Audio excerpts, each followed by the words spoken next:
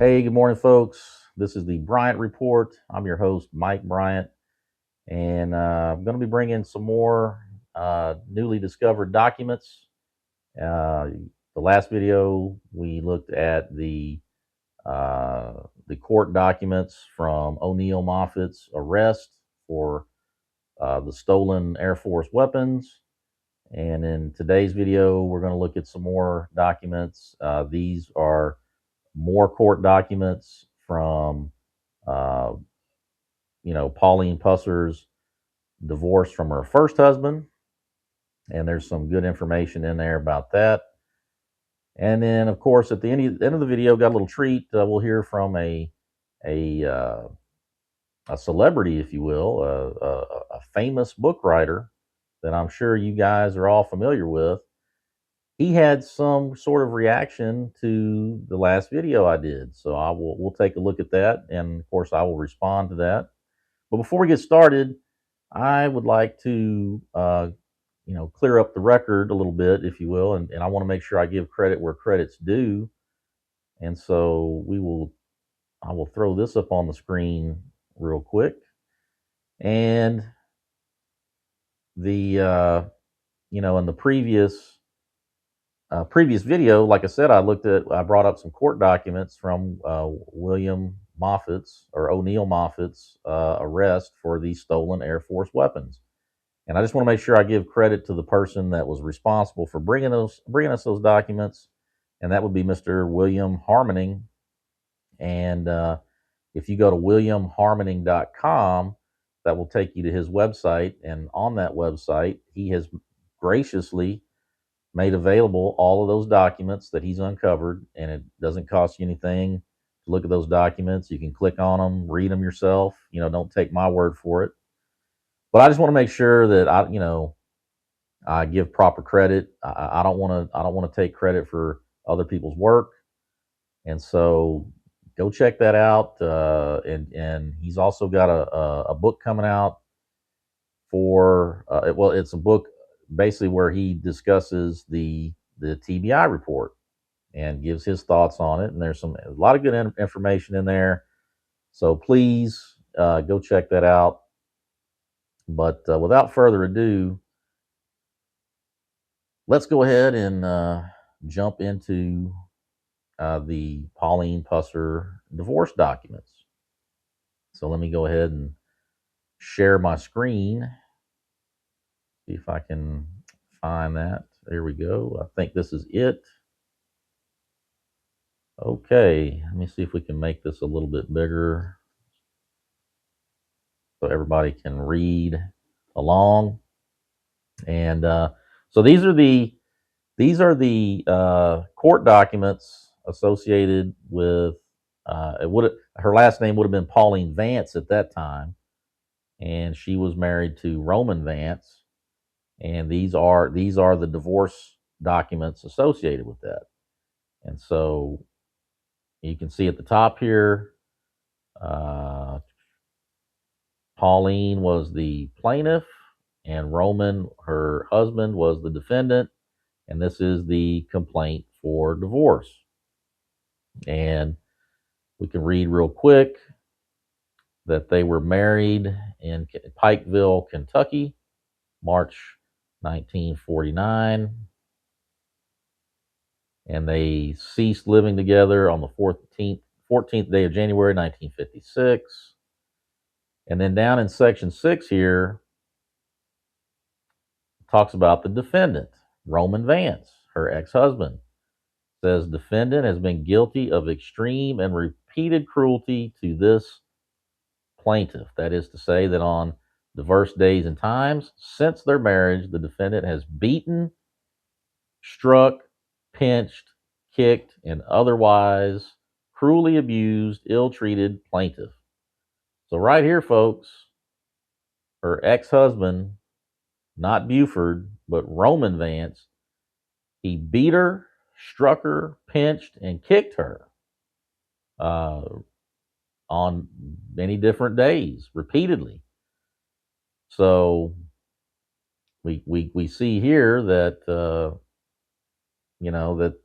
that the person that the TBI should have been looking at was not Buford, but they should have looked at her previous husband. And I don't know why. If you had found that nasal fracture like you claim, and you were thinking about possible domestic violence, and knowing that she had been married once before, and they had talked to Pauline's brother Griffin, and I believe he even said that he wasn't a good husband, that he was an abusive husband. So why in the world wouldn't you have looked into this? Do your due diligence. Let's find out what if you're trying to attribute something to Buford. Well, let's see if maybe there was some history of domestic violence somewhere else. I mean, that's a responsibility of the attorney general. You're not supposed to just pick and choose. You're supposed to look at all evidence, exculpatory and something that might be damaging. And so they should have found this. And because if this gentleman that uncovered these documents, if he could have accessed them, then surely the Attorney General, Mark Davidson, could have found these. And I mean, they did even outlines some couple of different occasions. It says right here, on the 12th day of January 1956, at their home, defendant, without provocation and in anger, struck with his open hand the limbs and body of plaintiff, leaving marks, bruises, causing plaintiff severe pain and anguish. And then also again on the 14th day of January 1956, defendant, without provocation and anger, struck the plaintiff on her body, pushed her into some furniture, leaving marks and bruises, causing the plaintiff pain and suffering. And on all said occasions, his conduct was without cause or fault on her part, meaning he did it on his own. So, like I say, on this channel, we don't deal with hearsay. We show you documents. We show you proof. And so here's the proof that if she did have a well-healed nasal fracture, as they claim, then this right here is evidence that it likely happened with Roman Vance, not Buford.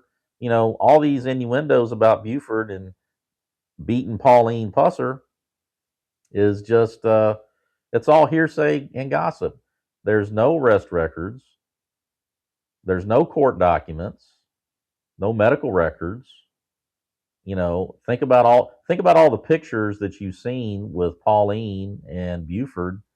There's no black eyes, there's no tape on her nose, there's no cuts. She's always smiling. you know so if you have evidence, then bring it. Otherwise, it's just hearsay. So I think that's now again, these documents, if you go to williamharmoning.com, you can read the whole all of these documents for yourself. Like I said, don't take my word for it. Go check it out yourself. Now there's 23 pages of this. I'm just showing you the part that's pertinent. The rest of it just deals with mostly him not paying her child support. He was ordered to pay child support, and he wasn't really doing it for a period of time. And then just in case you might say, well, that's not. I'm sure her attorney wrote that. Well, you're right. Excuse me. Her attorney most assuredly typed this up, but if you scroll down to this section right here, you will notice that it is signed by Pauline Vance, the plaintiff. Down here too, Pauline Vance, the plaintiff. Pauline Vance, being duly sworn on oath, deposes and says that she is the plaintiff whose name is subscribed into the foregoing complaint for divorce,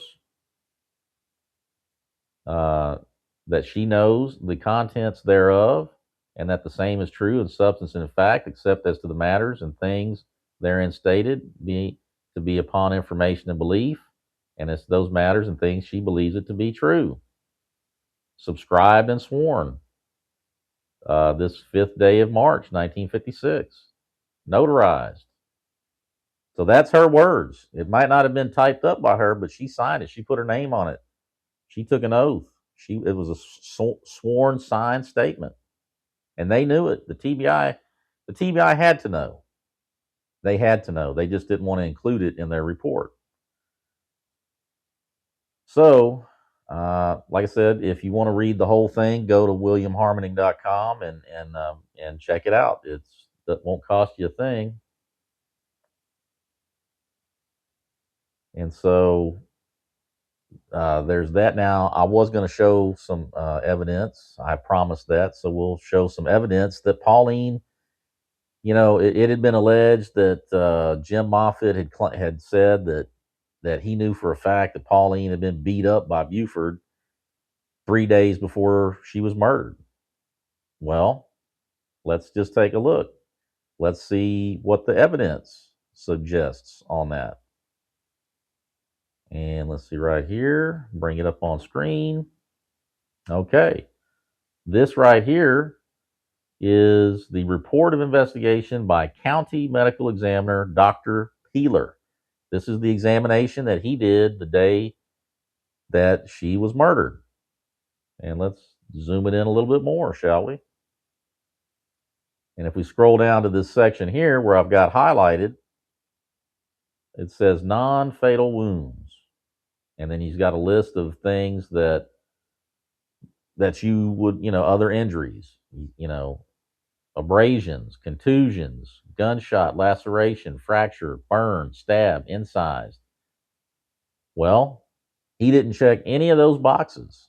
So in other words, if Buford had beaten the hell out of Pauline like Jim Moffitt claims, and keep in mind, Buford was 6'5", 6'6", 250 plus pounds, and she was right around maybe 5'6", 120, 134 pounds, maybe. Don't you think that there would have been some marks? There would have been some bruises. But according to Dr. Peeler, there was none. So if Jim Moffitt did in fact say that, then he was lying. He wasn't telling the truth. Maybe he was drunk. I don't know. Maybe he misremembered. I don't know I can't explain it, but I can tell you that the evidence directly refutes that testimony. And we can go down here to this other section. And part of what Dr. Peeler did was he went and talked to Pauline's doctor in Adamsville. So if anybody would have known if she had a broken nose and had it fixed or whatever, he would know. But right here, medical attention in hospital or institutional care. Name of physician, Dr. H.W. Vinson, Adamsville. Date, 1964. He had listed some illness that she had and was treated for. But it wasn't, I can assure you, it wasn't a broken bone or anything. Now down here, it says previous chemical or mechanical injury. So if she would have had a broken bone that she was treated for, it would be listed here. And right here it says none. So two doctors, you just heard from two doctors that no broken nose. She wasn't beaten up the day or the 2 or 3 days prior. So all of that untrue. And I challenge the folks on the other side, if you have actual evidence of that, then photograph, court documents, something from a doctor, then let us see it. And so I think we pretty much put that issue to bed. So now moving on to the last section of this video, I had made mention at the beginning of this video that we would hear from a celebrity, a famous author that I think we all know, and that would be Mr. Mike Elim. Now, Mike, he apparently saw the video that I did about the the M1 that supposedly that Ricky Plunk had turned over to the TBI, and supposedly this was one of the guns that O'Neill Moffett had stolen. Okay, so and I just showed, and in the other day, or the last video I did, I showed you the court documents from O'Neill Moffett's arrest record associated with those stolen Air Force weapons. And I showed you that the serial number that was on the rifle that Ricky Plunk has was not one of those stolen rifles. Therefore, this story that they've been telling, that Mike Elam's been telling, he's got videos on it. It's not true. Didn't happen. And then even the TBI report even put that in there too. That's how, because they know they couldn't connect the rifle forensically to the crime. So what they did is they tried to do it by osmosis, by circumstances, by saying, well, O'Neill Moffett, son of Jim Moffett, Buford's chief deputy, he steals rifles from the Air Force, brings those rifles back to Adamsville. One of them makes its hands into Buford, into his possession. Supposedly he carries around in his trunk of his car all the time. I mean, imagine that. But and then on the day of the ambush, he tells Petey Plunk, "Hey, go over there, get those rifles out of my trunk, and stash them." And then at some point, Ricky or Petey Plunk decides to take this stolen possible murder weapon and then hand it off to his son.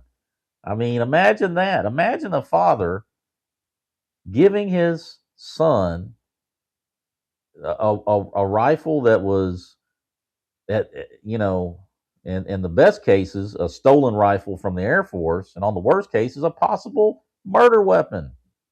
Gee, thanks, Dad. Hey, Dad, what do you got for me for my birthday? Oh, here you go, son. I got this possible murder weapon, and here you go. Enjoy.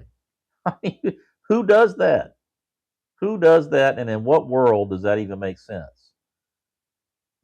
So well, let's just hear from Mr. Elam and see what he's got to say. And this was a post he made on his Facebook page yesterday.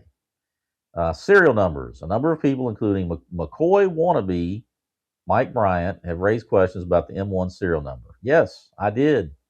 I did raise questions about the M1 serial number. Why not? Why shouldn't I? Shouldn't we examine things?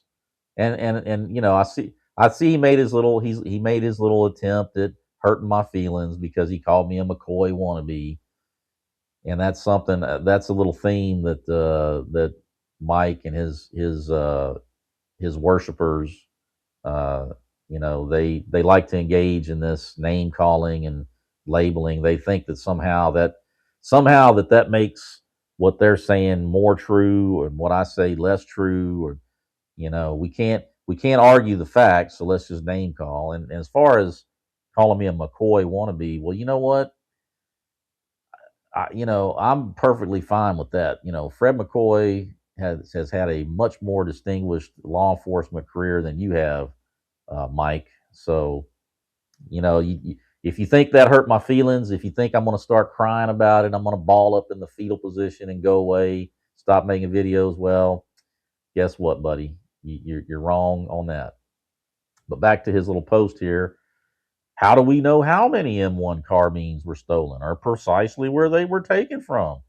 This was not O'Neill Moffett's first documented involvement on the wrong side of the law. Well, let's examine that real quick. How do we know? Court documents. I showed it yesterday in the video. See, I brought court documents. What does Mike Elam offer? And how do we know? Because they listed the serial numbers. They listed the serial numbers on that document, and guess what? These were offered into court as evidence, and it wasn't just the Air Force that looked into this. The OSI and the FBI and the United States Attorney. Okay, so I mean, are they all lying? Are they involved? Are they all involved in some sort of conspiracy? I know Mike likes to deal in conspiracy, But I mean, come on, man. I mean, how deep does it go? And let's not forget that O'Neill Moffett, he pled guilty to these charges. So he was aware of what was being charged, what was being alleged. He knew about the evidence, he knew about the inventory, and he pled guilty. He signed off on it, accepted his punishment. That's how we know. That's how we know, Mike. I can answer those questions. I've answered that question for you. Now you may not like the answer because it's inconvenient to all your videos and your books and everything, but you know, even though it's inconvenient, it's still the truth. Remember, the truth has no agenda. The truth is just the truth. And so let's move it on here. And then he talks about, well, it might have been misrecorded and might have been transposed wrong. But again, this was not. This was looked into by the FBI, the OSI, the Air Force. Okay, that you would have had to have had three levels, and the U.S. Attorney. So I guess we'll add a fourth level, and O'Neill Moffett. So that's a five. That's five levels that would have had to have been wrong. So sorry, Mike. I mean, it's a good story here. And then he said, oh, he also says this was not O'Neill Moffett's first documented involvement on the wrong side of the law. Yes, but that other documented involvement didn't involve stolen weapons from the Air Force. So sorry. What can be established is the following. O'Neill Moffett was known to have stolen M1 carbine. Yes, we proved that. I proved that in my last video. We know that Moffett asked Buford for help with his M1 issue, which may have occurred while Buford was chief of police in Adamsville. Okay, that still doesn't prove possession. Buford was known to possess M1. Yes, and actually he took the M1 that was in his possession and turned it over to the TBI, and they tested it, and it wasn't a match. So we already accounted for that, Mike. You know, try to keep up, buddy. Try to keep up with the TBI report. You're the big time cold case investigator. Can't you keep up with the facts? Is the old age creeping in on you? I don't know. We have learned that Pauline had visited the district attorney Will Abernathy about Buford physically abusing her. Well, we don't know that. We don't know that. How do we know that? Do you have any kind of anything to substantiate that? Do you have a court document? Do you have a sworn statement? Pictures, medical report, anything, Mike? If not, then you're just telling more stories. You're a tall tale teller. You and Dennis love to spin your yarns, And I just showed you that Dr. Peeler examined the body and there was no bruises or anything like that. So sorry. And so let's move on to the next thing here. And this is just more of him going into this story. And we already talked about that story, that it doesn't make any sense. And then right here, he asks a question. The question then is not speculative, but practical. Why is there such resistance to examining the M1 carbine's role in the case? Well, Mike, I can answer that. There's no resistance from me. The resistance seems to be coming from you. Why are you so resistant on realizing that whoever fed you these stories, whether it was Ricky Plunk, whether it was O'Neill Moffett, whether it was Dennis Hathcock or O'Neill Moffett's wife, I don't know who's spinning these yarns, but they're wrong, and it's been demonstrated that they were wrong. So why not? Why are you so resistant to accepting the truth and admitting that you were wrong? It's real easy. You could just simply say, you know what, this is what I was told. Now we see the documents. It must be wrong. So, hey, you know, but that, you've got a financial interest in keeping these stories afloat because you've got more books to sell. I already know you're feverishly working to get that next book out and you're behind Oakley Dean Baldwin. He's already beat you. He's already beat you to the punch, my man. He had that first book out, but now he's put out two more since the TBI report come out. You're falling behind, Mike. You need to hurry up. Come on. Let's get those. Let's get those books out there so we can start selling them. So that's that's pretty much all we need to know about the that response, which is it's just more obfuscation and muddying the waters and resistance. And see, there's no resistance over here. We looked at the M1 and we showed documents to show that the story wasn't true. And let's see what Mike. Let's take a look at some video clips of Mike telling these stories about the M1. So we'll take a look at this first video clip and see if I can get this. Where the gun came from. You know, O'Neill Moffett, when I interviewed him, he said that when he was in the Air Force, All right, I guess that didn't. Technical difficulty, folks. All right, let's see. We got it.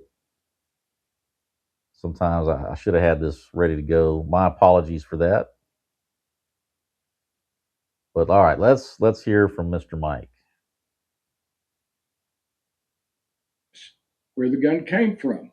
You know, O'Neill Moffett, when I interviewed him, he said that when he was in the Air Force, he and others were involved in a detail to pick up M1 carbines and other firearms around the Air Force Base where he was located as those were being retired as the M14s were coming in. Well, when he was told that they were going to be disposed of, O'Neill decided to help the Air Force out with the disposal of them, and so he just took a few home to sell. Well, it dawned on him all of a sudden that, man, he could be in big trouble because they would probably inventory those, and sure enough, they were missing some. Well, yeah.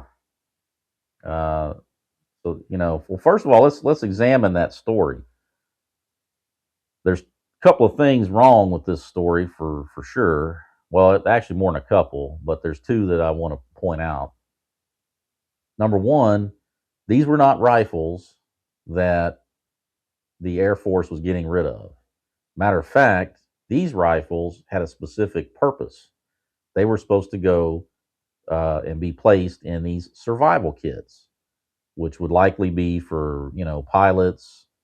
And remember, this was in the time period leading up to the Vietnam War, and there were a lot of pilots that would get shot down over there, and they would give them these survival kits, and they would have guns and things like that, and so that's what these were going to be intended for. That's what they were. They weren't being, the Air Force was not getting rid of these.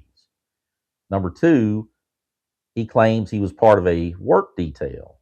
Well, for those folks that haven't been in the military before, that's detail is just kind of this jargon that they use. It's just a group of folks that are tasked with completing a certain job or a certain task. You'd be part of a detail, but that's not what happened here. These folks were not part of a detail. They broke into a building and stole these rifles. Okay, so that's and anybody that's I know Mike that you have not served in the military, so you don't know what you're talking about.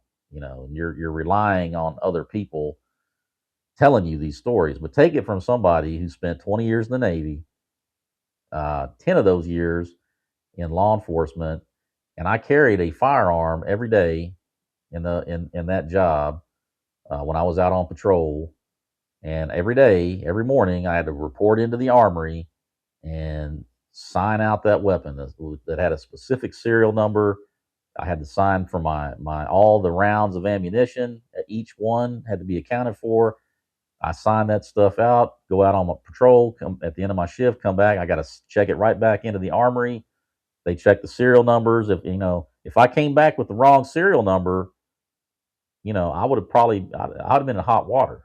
If I came back with one round, if I checked out I don't know, 45 rounds of ammunition and I came back with 44, I'd have some questions to answer. I'd be in some hot water. So it's, they keep it, anybody that's, like I said, anybody that's served and has checked out weapons, that those weapons are closely inventoried.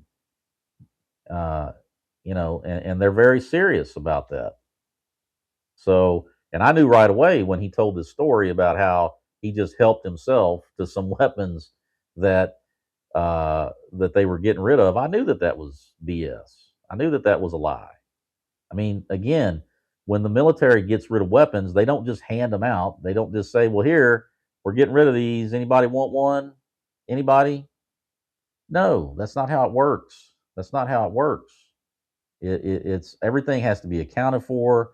You box them back up and you ship them back to the distributor. Everything's accounted for. They don't just hand weapons out. So I know you don't know, Mike, because you're not a veteran and you've never served, so you don't know what you're talking about. But as a guy who bills himself as a cold case investigator, you probably should have invested a little time into getting to the bottom of that. Talking to some people that know, some experts that could help you out with that. But and then let's look at the clip number 2 here. And this is just another version of the same story.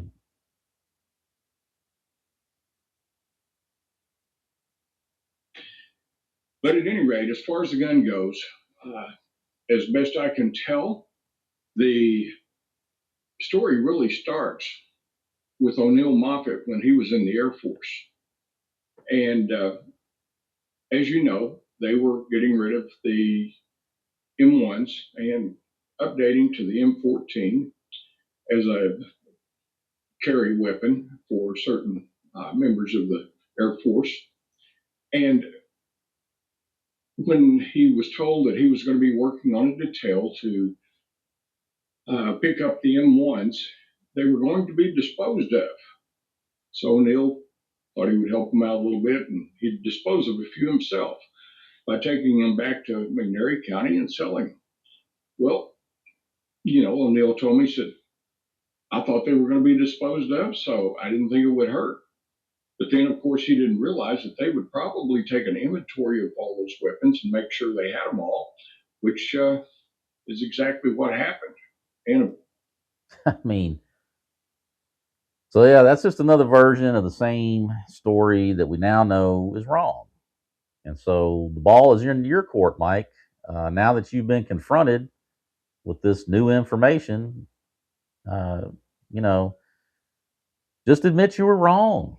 Just admit that you were wrong. You were lied to. You were bamboozled by these same folks, these same criminals that like to talk, tell tales about Buford. That you seem to just eat it up. It's just not true. And if you were a real man, Mike, you would admit that you're wrong, that you got it wrong. Just admit it. It's okay. It's okay, buddy. I mean, I would have a lot more respect for you if you could just admit the truth. But there you go, folks. I don't want to waste too much more of your time. I felt like that needed to be addressed, and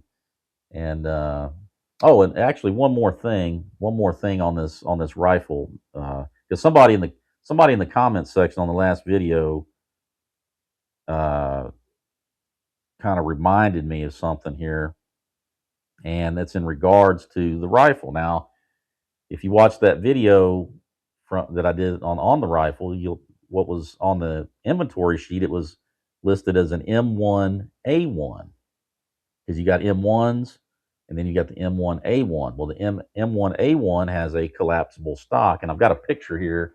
I don't know if you'll be able to make it out, but the bottom one, you see the bottom one, the bottom rifle, that's the M1A1, and it's got that foldable stock. It looks like a metal wire there. Well, that can actually be collapsed, and or can be folded, to make it more compact. Same. So that's just even further proof. And thanks to the gentleman that pointed that out to me. I didn't even catch that the first time around. So you see, I can even admit when I get something wrong, Mike. But that's just further evidence that M1 that Ricky Plunk has was not one of the Air Force stolen rifles. And I challenge someone to bring forth documentation to show that it was indeed stolen from the Air Force. If not, then let's stop telling tall tales. You guys are always talking about the truth, and the truth has no agenda. Well, why don't you tell the truth for once? Why don't you just admit that something was wrong? But that's it, folks. I don't want to beat up the dead horse. I think we pretty much put all of that to bed. Hopefully, Mike, you see this and you know take it to heart. Think about it for a minute, and don't be so don't be in such a fever rush to write books and get your notoriety and go out there and get your Netflix documentary going. Make sure you are indeed telling the truth, buddy. It just makes you, gives you more credibility. And so I hope everybody is in good health. You're doing well. Hope the holidays were good to you. Hope you made some good memories. And I hope 2026 is a good year for everybody. But other than that, folks, I'm gonna get out of here, and I will see you guys on the next video. So take care, everybody.